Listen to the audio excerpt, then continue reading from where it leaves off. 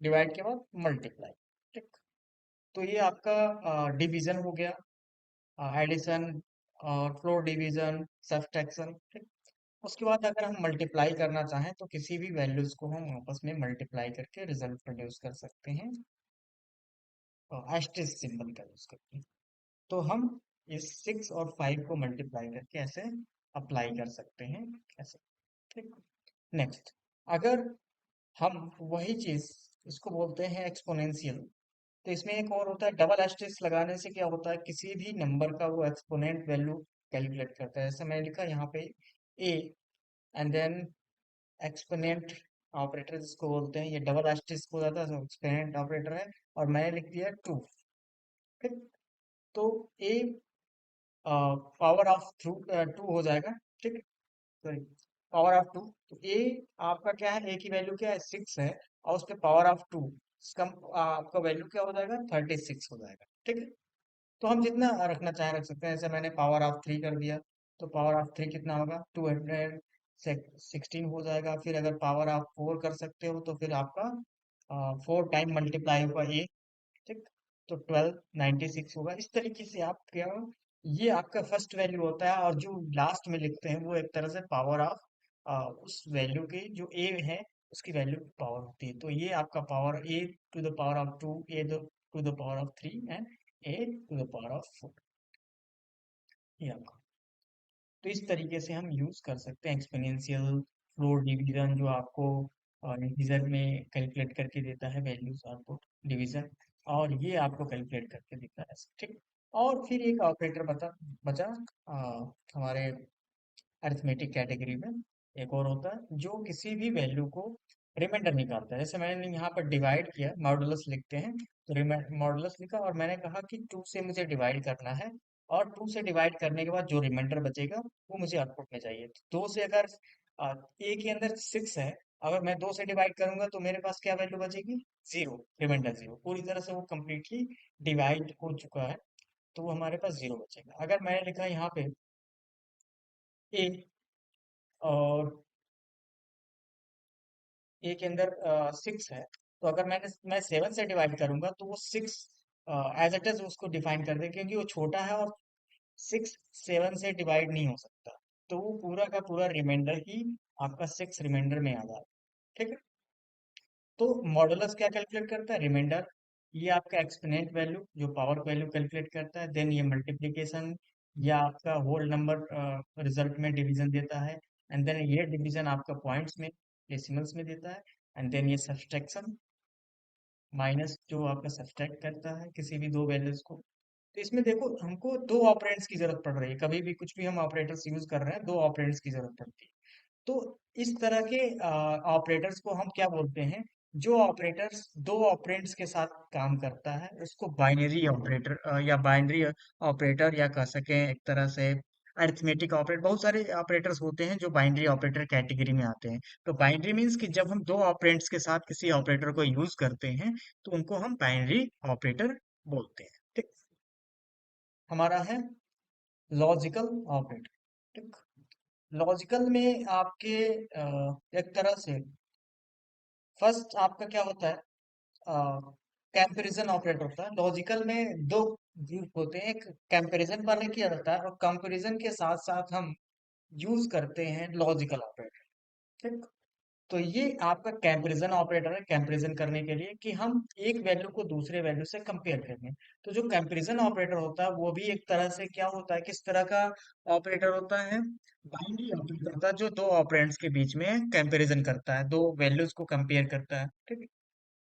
जैसे मैंने यहाँ पे लिखा कि मुझे चेक करना है कि ए और बी बराबर है या नहीं, इक्वल है या नहीं। तो मैं लिखूंगा ए इक्वल इक्वल बी। तो ये मुझे रिजल्ट देता है ट्रू या फॉल्स में। ठीक। तो क्या रिजल्ट मिला मुझे, फॉल्स, क्योंकि ए आपका 6 है और बी क्या है, 5 है। ठीक है।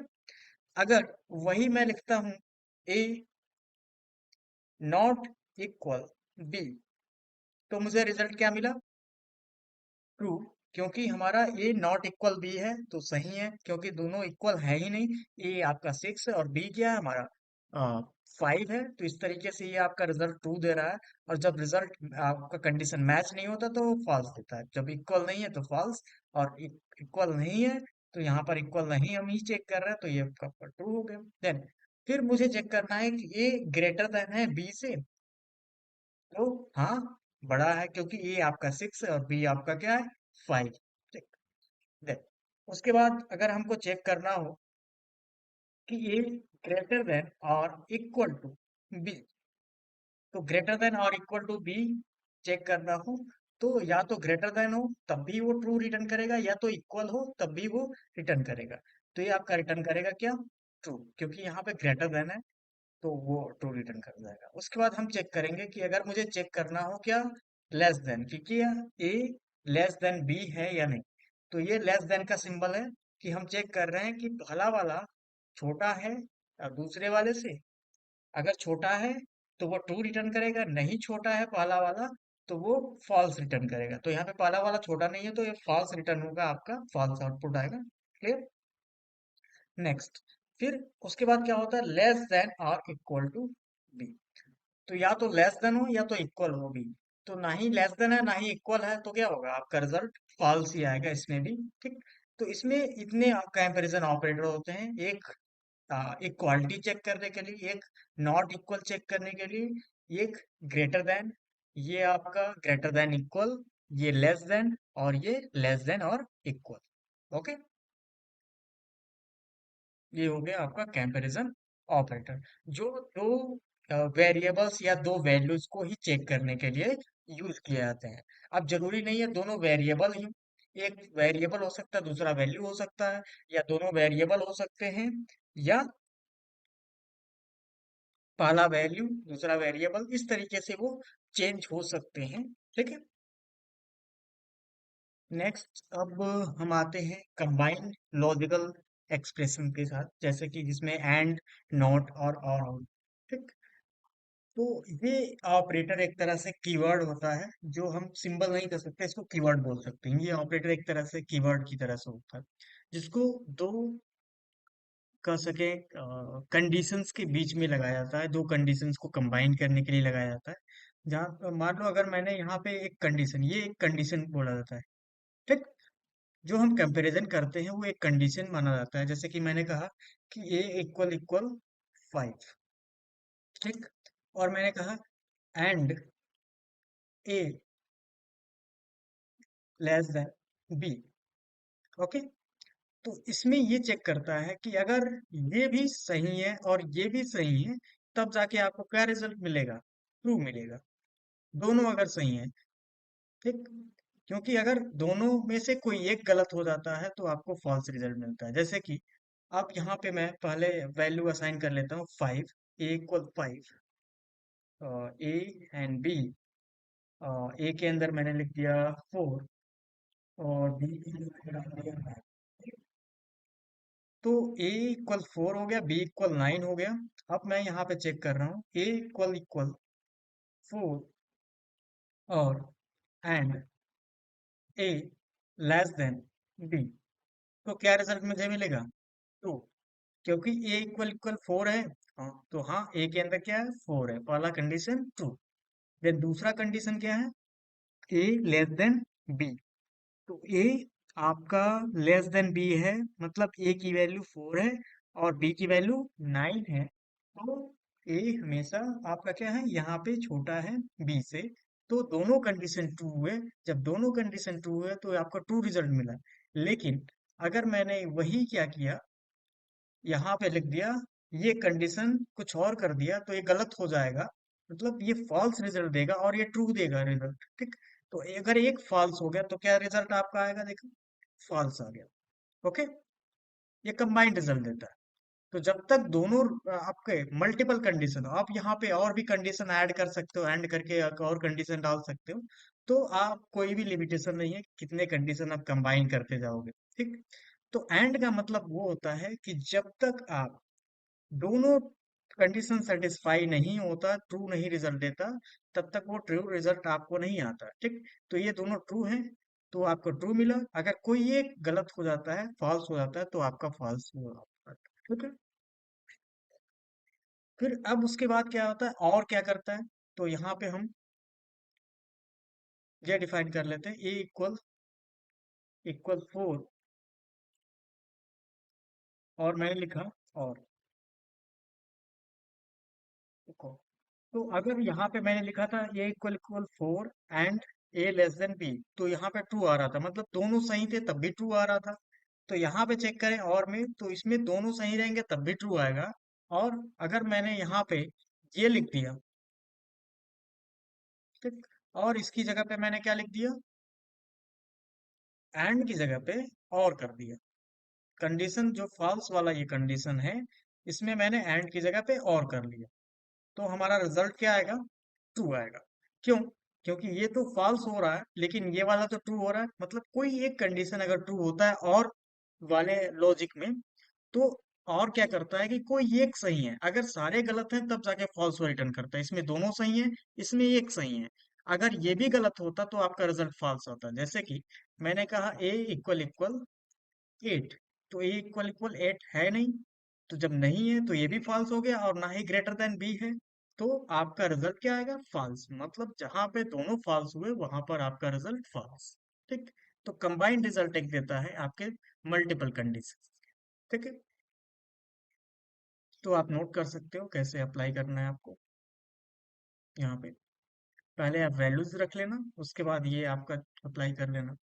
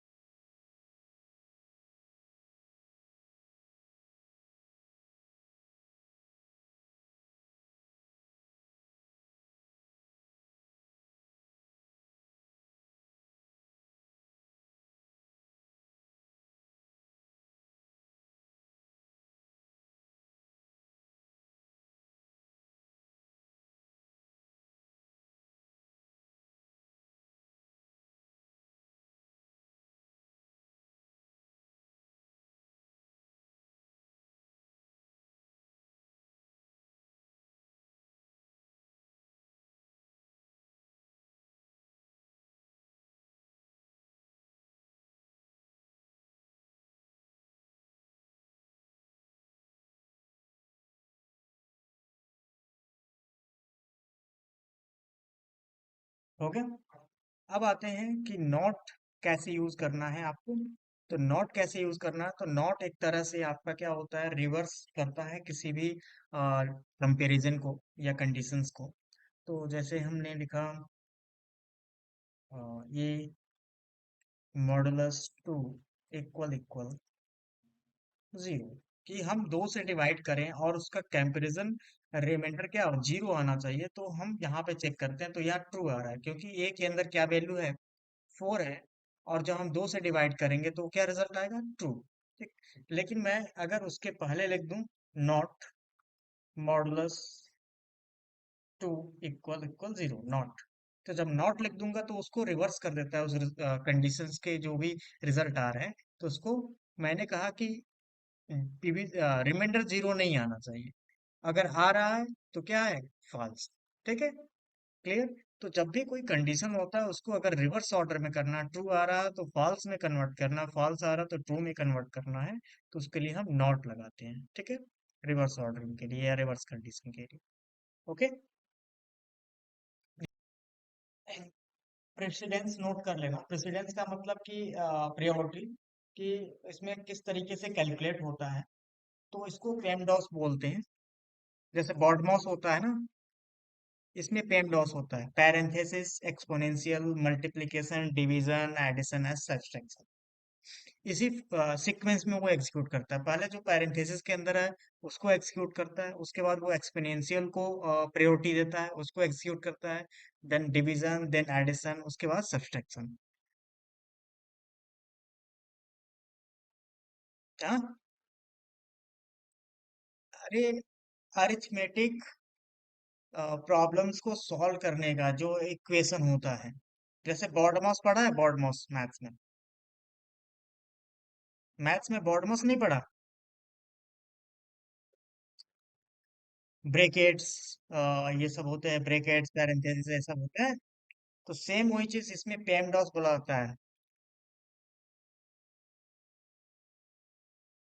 ठीक है।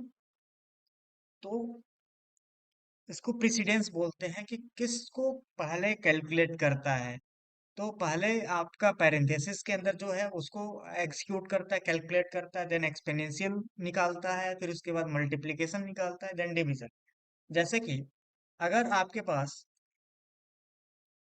एक कह सके आपके नंबर है कोई, जैसे कि यहाँ पे मैंने डाला, मैंने लिखा, ब्रैकेट में लिखा 3 + 5, फिर मैंने लिखा मल्टीप्लाई 6 या डिवाइड 6, फिर मैंने लिखा यहाँ पे +2 या 3, एंड देन एक्सपोनेंशियल 2 और -3। तो इसका रिजल्ट क्या आएगा?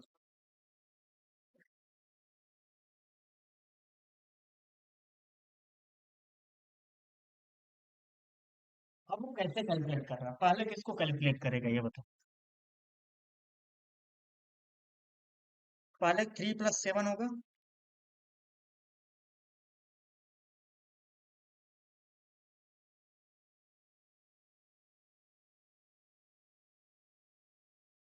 3 + 5 होगा, सॉरी 3 + 5 होगा, मतलब 8 होगा, एंड देन डिवाइड, फिर आपका, फिर ये होगा एक्सपोनेंशियल होगा। ठीक। फिर मल्टीप्लिकेशन, तो मल्टीप्लिकेशन तो है नहीं, फिर मल्टीप्लिकेशन के बाद डिवीजन होगा।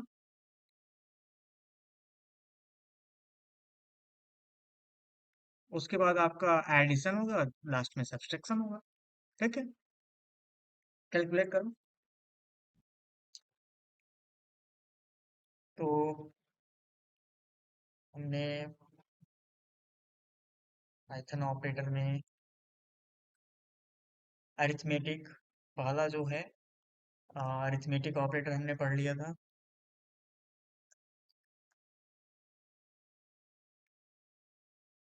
ऑपरेटर्स। सेकंड जो हमने पढ़ा था कंपैरिजन, या उसको बोलते हैं रिलेशनल ऑपरेटर। और थर्ड हमने डिफाइन किया था लॉजिकल ऑपरेटर्स। ठीक। आज का हमारा पॉइंट है असाइनमेंट ऑपरेटर्स। ओके। क्या, फोर्थ पॉइंट हम रहने वाले हैं असाइनमेंट ऑपरेटर्स। ओके।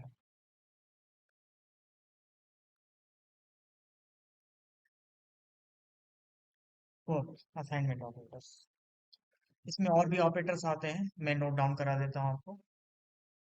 असाइनमेंट के साथ साथ आपका, मैंने बताया था प्रीवियस क्लास में, identity, identity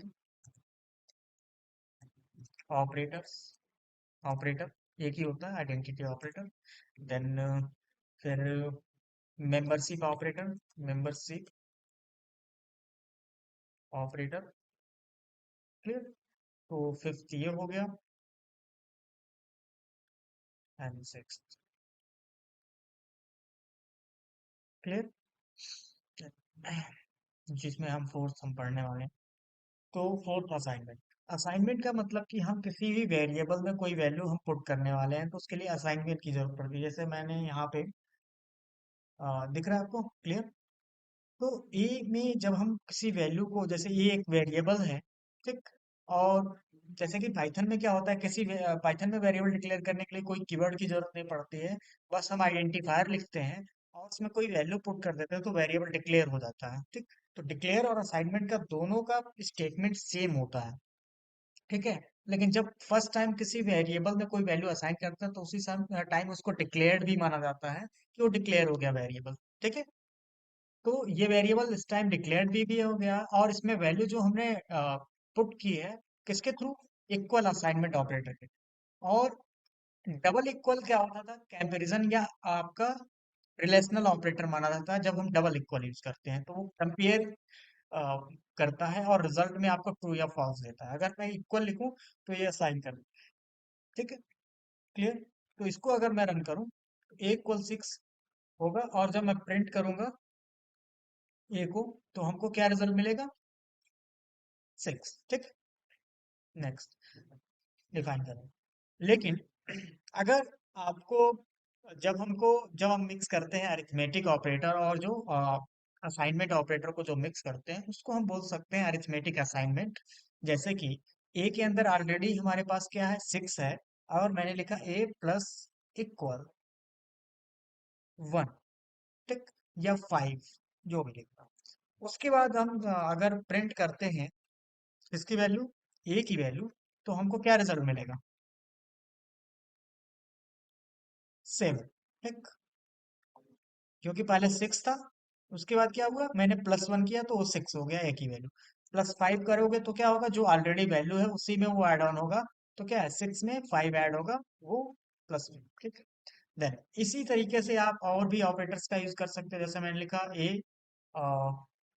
डिडक्स minus equal, minus equal 3, and then print again A, तो 11 माइनस 3 कितना होगा, 8। तो जो ऑलरेडी वैल्यू है उसको वो डिटेक्ट कर देता है, और जो अपडेटेड वैल्यू है वो आपका रिजल्ट जो होता है वही अपडेटेड वैल्यू हो जाती है, ठीक। देन उसके बाद हमने डिफाइन किया प्रिंट ए डिवाइड इक्वल, सॉरी, मल्टीप्लाई, पहले मल्टीप्लाई कर लेते हैं, मल्टीप्लाई इक्वल 8, ओके। तो मल्टीप्लाई इक्वल 8 हमने किया, तो हमारा रिजल्ट क्या आ रहा है कि ऑलरेडी हमारे पास क्या वैल्यू है, यहाँ पे क्या वैल्यू है, यहाँ पे मैं कमेंट में लिख देता हूँ, यहाँ पे अभी करेंटली 6 है। यहाँ पे जब हम प्रिंट कर रहे हैं तो इसकी वैल्यू क्या हो चुकी है, 11, ठीक, 5 ऐड किया। उसके बाद यहाँ पे क्या वैल्यू हो चुकी है, माइनस किया मैंने 8, 11 माइनस 3, 8, और मल्टीप्लाई किया 8 में, तो क्या होगा हमारा, 64।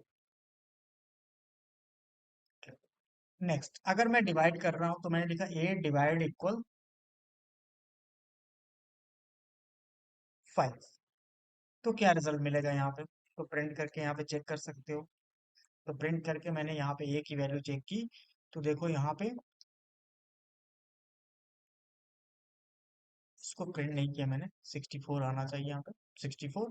और इसका रिजल्ट क्या आएगा, 1, 2.8, 12.8, क्योंकि हम डिवाइड कर रहे हैं। अगर हम डबल स्लैश लगाते तो क्या होता, वही आपका फ्लोर डिवीजन आता, 12 हो जाता, क्लियर। अगर ये होता तो आपका 12 होगा, अगर आपने ऐसे डिफाइन किया तो ये 12.8 आ जाएगा, ओके। तो ये फ्लोर डिवीजन के लिए। नेक्स्ट, फिर उसके बाद अगर मुझे डिवाइड करना हो, और सॉरी, उसका वो देखना हो, क्या कहते हैं, रिमाइंडर निकालना हो कि मुझे कोई नंबर से डिवाइड करना है, उसका रिमाइंडर निकालना है, तो यहाँ पे मैं क्या करूँगा, मैंने लिखा ए मॉडुलस इक्वल 5, तो मेरा रिजल्ट क्या होगा यहाँ पे, तो 5 से अगर 12 में डिवाइड करेंगे तो यहाँ पे आपका 2 टाइम्स में जाएगा, और आपका रिमाइंडर बचेगा 2, ठीक है। तो यहाँ पे 2 बचना चाहिए रिजल्ट। तो यहाँ पे हम रन करते हैं, तो यहाँ आपका रिजल्ट क्या आएगा, 2, दिख रहा है। तो ये आपका आउटपुट होगा। इसी तरीके से आप डिफाइन कर सकते हो मल्टीपल्स। अब इसके बाद क्या होता है कि आप एस्टेरिस्क सिंबल का भी यूज कर सकते हो, जो आप एक्सपोनेंट निकालते हो, जैसे कि यहाँ पे हमने डिफाइन किया ए के अंदर अभी ऑलरेडी 2 है, तो मैंने लिखा एक्सपोनेंशियल इक्वल 3, तो मेरा रिजल्ट क्या आएगा ए के अंदर, कि 2 3 टाइम्स मल्टीप्लाई होगा और रिजल्ट आना चाहिए 8, तो यहाँ पे मैं ऑलरेडी कमेंट में लिख देता हूँ कि रिजल्ट क्या आएगा, हम रन करा के चेक कर लेते हैं। तो रिजल्ट क्या आएगा हमारा 8। ओके, तो ये हो गया हमारा assignment operator.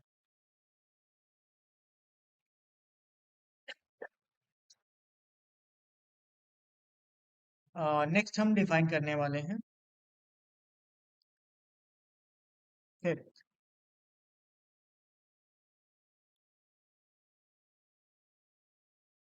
Identity operator.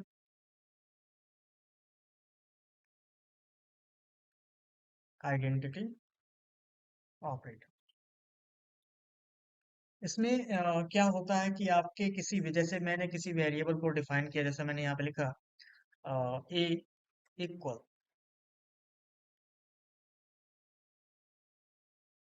5 and then B equal 5। ठीक, A equal 5 and B equal 5। Then मैंने प्रिंट किया ए इज बी, तो आपका आउटपुट क्या आएगा? इज ए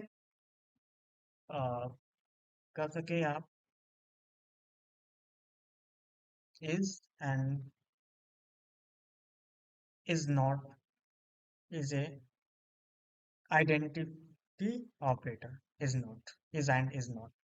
तो यहाँ पे अगर दो ऑपरेंड्स के बीच में अगर इस ऑपरेटर अगर यूज कर रहे हो तो ये डिफाइन क्या करता है, इसका रिजल्ट क्या आता है देखो, यहाँ पे ट्रू आ रहा है। ट्रू मीन्स कि इसके दो आइडेंटिटी सेम है, डिफाइन करता है। लेकिन अगर मैं इसमें अगर ऑब्जेक्ट टाइप डेटा डालूं, ठीक, इसमें लिटरल्स मैंने डाला ऑब्जेक्ट टाइप, जैसे कि यहाँ पे मैंने लिखा 2 3 4, और इसमें कुछ और डेटा मैं लिस्टिंग टाइप का डेटा डालता हूँ, जैसे 5 6 एंड 7। ठीक, अब चेक करता हूँ, रन करता हूँ, तो क्या रिजल्ट आ रहा है? फॉल्स। और सेम अगर मैं डेटा डालता हूँ, देखो अलग अलग डेटाज हैं, दोनों में सेम लिस्ट अगर मैं यूज करता हूँ तो क्या डेटा आ रहा है? फॉल्स। सेम डेटा है लेकिन फिर भी वो कह रहा है कि ए बी नहीं है, फॉल्स है। क्यों? क्योंकि ये आइडेंटिटी चेक करता है, ना कि आपका एक तरह से कह सके वैल्यू को चेक करता है। तो आइडेंटिटी मतलब ऑब्जेक्ट को चेक करता है। क्लियर? तो मोस्टली जो नंबर्स होते हैं वो ऑब्जेक्ट में नहीं आते।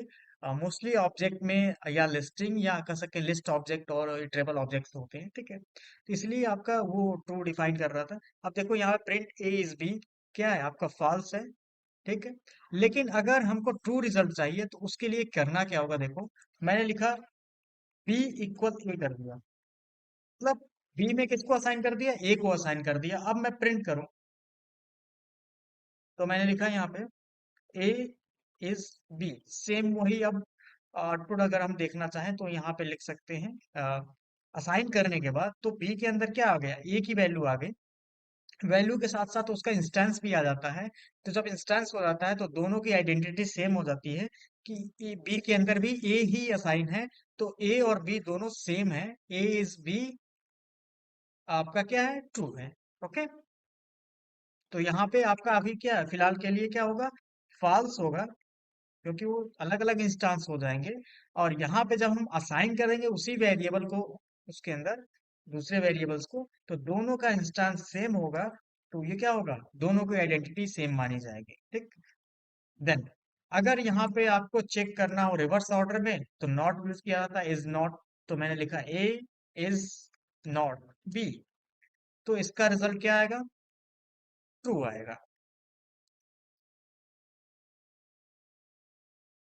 6 member ship operator. Okay, membership operator करता क्या है, जैसे कि इसमें क्या क्या आता है, जैसे इसमें मेंबरशिप ऑपरेटर में in and not in. Okay, तो ये आपका मेंबरशिप ऑपरेटर यूज किया जाता है इस तरीके से। अब इसमें जो मेंबरशिप ऑपरेटर है, मान लो मैंने एक वेरिएबल डिफाइन किया और उसके अंदर कुछ सेंटेंसेस लिख दिए, जैसे मैंने लिख दिया यहाँ पे hello, good evening. Okay, define कर दिया। अब मैं यहाँ पे प्रिंट कर रहा हूँ कि इसमें हेलो या है या नहीं। तो मैंने लिखा यहाँ पे hello and then hello in a, hello world किसके अंदर, ए के अंदर है या नहीं। तो यहाँ पे क्या आ रहा है रिजल्ट। तो ये हम चेक कर सकते हैं मेंबरशिप, हम किसी भी कैरेक्टर को चेक कर सकते हैं कि वो कैरेक्टर इस पूरे सेंटेंस में है या नहीं। ठीक। या आपको जब रिवर्स करना हो तो उसमें ये चेक करना है कि इसमें नहीं है, तो ये आप क्या लिख सकते हैं, नॉट इन। ठीक। तो जब नॉट इन लिखोगे, इसमें हेलो इसमें नहीं है, तो इसमें है, तो ये क्या रिजल्ट देगा, ये फॉल्स देगा और ये वाला ट्रू देगा। तो ये कंडीशन मैच हो जाएगा, तो ये आपको ट्रू रिजल्ट मिलेगा एंड देन ये आपका फॉल्स। तो इस तरीके से हम यूज कर सकते हैं, डिफाइन कर सकते हैं। नेक्स्ट हम इसको लिस्ट टपल्स के भी साथ भी यूज कर सकते हैं, लेकिन हम जब आगे पढ़ेंगे लिस्ट टपल्स होते क्या है, कैसे यूज करने होते हैं, तो उसमें हम भी इसका भी यूज कर सकते हैं। इन ऑपरेटर और नॉट इन ऑपरेटर का यूज कर सकते हैं, जो एक तरह से किसी भी एग्जिस्टिंग डेटा के अंदर वो डेटा, जो पार्टिकुलर डेटा जो आप सर्च करना चाहते हैं, जो लुकअप करना चाहते हैं, वो डेटा है या नहीं, उसके लिए हम इन और नॉट इन का यूज करते हैं। In for existence, not in for excluding. ठीक। कि उसमें है या उसमें नहीं है, ये चीज आप डिफाइन कर रहे हो एज ए रिवर्स और रिवर्स रिवर्स कंडीशंस के लिए। ओके। तो ये आपका सिक्स्थ ऑपरेटर है। इसको मल्टीपल वेरिएबल डिक्लेरेशन के लिए यहाँ पे, जैसे मैंने यहाँ पे डिफाइन किया कि यहाँ पे मैं मुझे a b c multiple variable declare करना है और उसके अंदर कोई वैल्यू भी पुट करनी है, तो इस तरीके से हम असाइन कर सकते हैं कि ए के अंदर 5 मैंने असाइन कर दिया, बी के अंदर 6 और सी के अंदर 8 मैंने असाइन कर दिया। इस तरीके से वो एक साथ इनके अंदर वैल्यूज वो चले जाते हैं। ठीक। या तो आप ये भी कर सकते थे, A equal 5, B equal 6 and C equal 8, ऐसे भी कर सकते थे। जैसे यहाँ पे मैं एक दूसरा तरीका डिफाइन कर दूं, जैसे यहाँ पे ये भी कर सकते हो, ए इक्वल 5, बी इक्वल 6 अलग अलग लाइन में, सी इक्वल 8। तो हम ऐसे ना करके हम ऐसे भी वेरिएबल डिक्लेयर कर सकते हैं। ठीक है। कई तरीके होते हैं वेरिएबल डिक्लेयर करने के। तो ये हम शॉर्ट हैंड में हम इस का यूज करते हैं वेरिएबल डिक्लेयर करने के लिए, ना कि ऐसे। ठीक है। क्योंकि ये आपका सेम सिंगल लाइन में एक मल्टीपल वेरिएबल डिक्लेयर हो जाएगा और उसमें वैल्यू भी आप असाइन कर सकोगे। जब वैल्यू असाइन करना हो तब ऐसे करते हैं। अगर वैल्यू आपको उसमें क्योंकि मोस्टली पाइथन में जब हम डिक्लेयर करते हैं वेरिएबल्स को, तो उसमें वैल्यू ही असाइन करते हैं। अगर वैल्यू ना असाइन करें तो वेरिएबल डिक्लेयर नहीं। जैसे केवल हमने यहाँ पे डिफाइन करके छोड़ दिया, केवल जेड लिख करके छोड़ दिया, तो यहाँ पे एरर आना अ, जरूरी है। क्योंकि यहाँ पे देखो एरर आ गया, name Z is not defined, क्योंकि जेड यहाँ पर डिफाइन नहीं है। डिफाइन तब माना जाएगा जब इसके अंदर कोई वैल्यू पुट की जाएगी। ठीक है। तो अगर मैं प्रिंट करूँ जेड को, तो जेड इज नॉट डिफाइंड करके आएगा, क्योंकि जेड कोई चीज डिफाइन नहीं है। अगर मैं जेड लिखता हूँ यहाँ पर, तो जेड डिक्लेयर नहीं माना। तो जब तक इसके अंदर कोई वैल्यू हम नहीं डाल देते, तब तक वो डिक्लेयर नहीं मानता। तो यहाँ पे डिक्लेरेशन का मतलब, डिक्लेरेशन के लिए हमको उसके अंदर कोई वैल्यू असाइन करनी जरूरी है। एक कोई ना कोई वैल्यू आपको असाइन करनी जरूरी होता है, और उसमें किसी भी तरह की वैल्यू आप असाइन कर सकते हैं। जैसे फर्स्ट टाइम हमने जेड न्यूमेरिक वैल्यू डाली, सेकंड टाइम मैंने जेड के अंदर कोई भी दूसरी टेक्सचुअल डेटा डाल दिया, जैसे मैंने लिख दिया हेलो। क्योंकि पाइथन एक तरह से डायनेमिक टाइप होता है, कि हम एक ही वेरिएबल में हम हर बार नए टाइप्स की वैल्यू को स्टोर कर सकते हैं। तो इसमें मैं फिर दोबारा जेड को प्रिंट करूँ साइन करने के बाद, देखो इसमें उसी में न्यूमेरिक टाइप का भी डेटा रख सकते हो, टेक्सचुअल टाइप का भी डेटा रख सकते हो। लेकिन कुछ ऐसे लैंग्वेज होते हैं जिसमें क्या होता है, एक बार जब हम किसी टाइप्स के वेरिएबल को स्टोर कर देते हैं, डेटा को स्टोर कर देते हैं, या उसके टाइप को सेट कर देते हैं, तो दूसरे टाइप की वैल्यूज को वो स्टोर नहीं करने देता है, ठीक है, कंटेनर में। लेकिन यहाँ पे एक डायनेमिक टाइप होता है इससे कंटेनर, तो किसी भी तरह के डेटा को वो होल्ड करता है, न्यूमेरिक। अब आगे चल करके उसमें हम ट्रू और फॉल्स भी स्टोर कर सकते हैं, लिस्ट टाइप का डेटा भी स्टोर कर सकते हैं, जिस तरह के डेटा आपको चाहिए। जैसे मैंने इसमें ट्रू भी स्टोर कर दिया, तो ये ट्रू भी प्रिंट करेगा। ठीक। तो इसमें बुलियन, ये true is a Boolean type. ठीक। तो ये बुलियन टाइप की वैल्यू भी स्टोर कर रहा है नेक्स्ट टाइम में। तो ये इसको बोलते हैं डायनेमिक टाइपिंग। ठीक। तो पाइथन डायनेमिक टाइप को सपोर्ट करता है कि वो हर बार उस कंटेनर में हम नई वैल्यू स्टोर कर सकते हैं।